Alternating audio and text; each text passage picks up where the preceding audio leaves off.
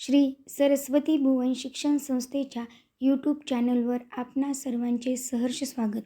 श्रीमती हांडे CL वर्ग 5वी विषय परिसर अभ्यास 1 पाठ क्रमांक 19 अन्न घटक. यातील उपघटक संतुलित आहार, पोषण आणि कुपोषण याचा अभ्यास करणार आहोत.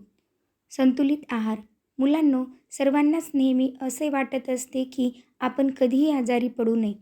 आपल्याला प्रत्येक काम करताना उत्साह वाटावा, आपल्याला थकवा जाणू नये, तसेच आपली तब्येत उत्तम राहावी.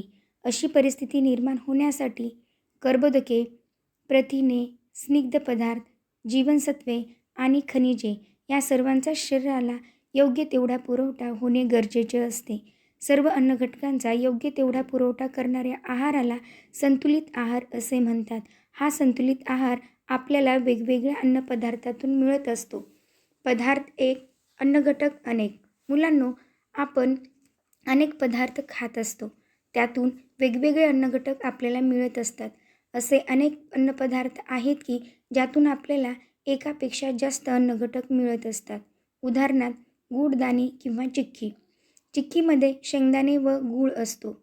शेंगदाण्यांपासून प्रथिने, स्निग्ध पदार्थ, कर्बोदके आणि गुळापासून शर्करा व लोह मिळते. केळे. केळ्यातून शर्करा, काही खनिजे व तंतुमय पदार्थ मिळतात.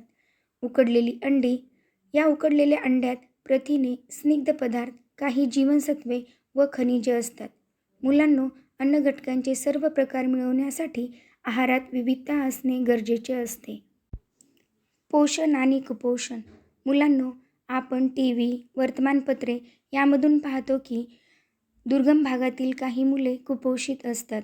एखाद्या व्यक्तीच्या आहारात काही अन्नघटकांची सतत कमतरता राहिली तर तिचे नीट पोषण होत नाही. अशी व्यक्ती कुपोषित आहे असे आपण म्हणतो. कुपोषणामुळे व्यक्तीच्या आरोग्यावर गंभीर परिणाम होऊ शकतात. म्हणून शरीराचे नीट पोषण होण्यासाठी आहारात सर्व अन्नघटक पुरेशा व योग्य प्रमाणात मिळणे आवश्यक असते. शरीरास आवश्यक असलेल्या अन्नघटकातील काही अन्नघटक कमी पडले तर त्याचे वेगवेगळे परिणाम आपल्या शरीरावर दिसून येतात.